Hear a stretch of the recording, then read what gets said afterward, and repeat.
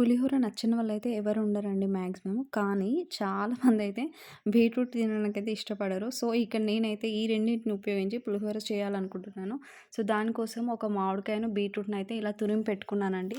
పచ్చి మామిడికాయ ఇది రామ్యాంగో అంటారు. ఇది ఎండాకాలంలో దొరికే ఒక మంచి ఫలం అనమాట. ఇది టేస్ట్‌కే కాకుండా డైజెషన్‌ని ఇంప్రూవ్ అయ్యేలా చేస్తుంది. మనము సమ్మర్‌లో ఫేస్ చేసే ప్రాబ్లమ్ ఏంటంటే డీహైడ్రేషన్. సో, ఈ డీహైడ్రేషన్‌ని తగ్గించడంలో గూడా ఇది చాలా మంచి రోల్ ప్లే చేస్తుందంట.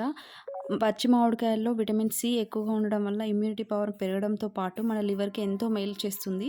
ఇంకా ఇందులో ఉండే సి విటమిన్, ఇంకా ఏ విటమిన్ అండ్ యాంటీ ఆక్సిడెంట్లు రోగనిరోధక శక్తిని ఇంప్రూవ్ చేస్తాయండి. ప్రెగ్నెన్సీ టైంలో వచ్చే వాంతులు, వికారాలు తగ్గించడానికి ఈ పుల్లటి పచ్చి మామిడికాయ బాగా సహాయపడుతుంది.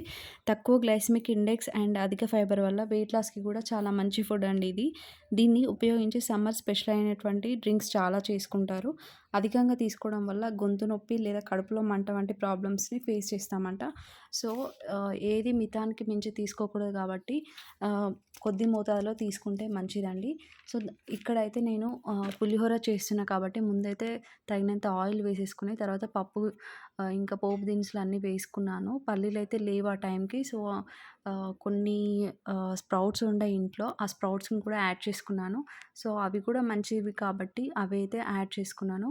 అవన్నీ మగ్గిన తర్వాత జింజర్ గార్లిక్ పేస్ట్, కొంచెం పసుపు, సాల్ట్ అయితే వేసుకున్నాను. అవి మగ్గిన తర్వాత ఈ ఫస్ట్ మనం తురిమి పెట్టుకున్నాం కదా! బీట్రూట్ తురుమునైతే వేసుకొని దాంట్లో ఉన్న వాటర్ అంతా ఎవాపరేట్ అయ్యేంత వరకి ఉంచేసి మగ్గిన తర్వాత నెక్స్ట్ అయితే మామిడికాయ తురుమును వేసుకొని కలుపుకుంటున్నాను. ఇవైతే మంచిగా కలుపుకోవాలండి. లేదంటే మాడిపోతుంది. ఇక్కడ నేనైతే ఈ పులిహోర చేయడానికి ఐరన్ కడాయిని అయితే యూజ్ చేస్తున్నాను. మనము వంటతో పాటు అన్ని పోషకాలు ఉండేలా చూసుకుంటామో దాంట్లో చేసేటప్పుడు. సో, ఇవన్నీ ఎలా చూసుకుంటామో మనం వండుకునే గిన్నెలు కూడా అంతే మంచివండి. ఆ పాత్రలను కూడా ఎంచుకుంటే బెటర్ అనమాట. సో, అల్యూమినియం అయితే మాక్సిమం యూజ్ చేయొద్దంటున్నారు కాబట్టి నేనైతే కొన్నిసార్లు స్టీల్ వాటిని, కొన్నిసార్లు మట్టి పాత్రలను ఇలానే ఐరన్ వాటిని కూడా యూజ్ చేస్తూ ఉంటా అనమాట. సో, ఈ మామిడికాయ పులిహోర చేయడానికైతే నేను ఈసారి ఈ ఐరన్ కడాయినైతే యూజ్ చేస్తున్నాననమాట. సో, మధ్యలో మధ్యలో ఇలా కలుపుతూ ఉండాలి. లేదంటే అది మాడిపోయే ఛాన్స్ ఉంటుంది. ఇవి ఏంటంటే ఆ సర్ఫేస్ అనేది కొంచెం ఫ్లాట్‌గా ఉండడం వల్ల తొందరగా మాడిపోయే ఛాన్స్ ఉండదండి. సో, ఇదంతా కూడా కుక్ అయ్యేంత వరకు కూడా మనము లో ఫ్లేమ్‌లో చేసుకోవడం చాలా మంచిదండి. లేదంటే మనము అది మాడిందనుకోండి ఉన్న టేస్ట్ కూడా పోతుందనమాట. సో, ఇలా 2 మిక్స్ చేసుకొని చేసుకోవడం వల్ల బీట్రూట్ ఏసిన ఫ్లేవర్ అయితే తెలవదు. కాకపోతే ఏంటంటే మనకు కలర్ అయితే పింక్ కలర్‌లో కనిపిస్తుంది. సో, దీన్ని సైడ్‌కి ఇట్లా కర్రీలాగా వైట్ అన్నంతో తినొచ్చు. లేదు అంటే మనం పులిహోర కలుపుకుంటాం కదా! అలా మొత్తం రైస్‌కి అయితే కలిపేసేసుకొని అలాగైనా తినొచ్చు.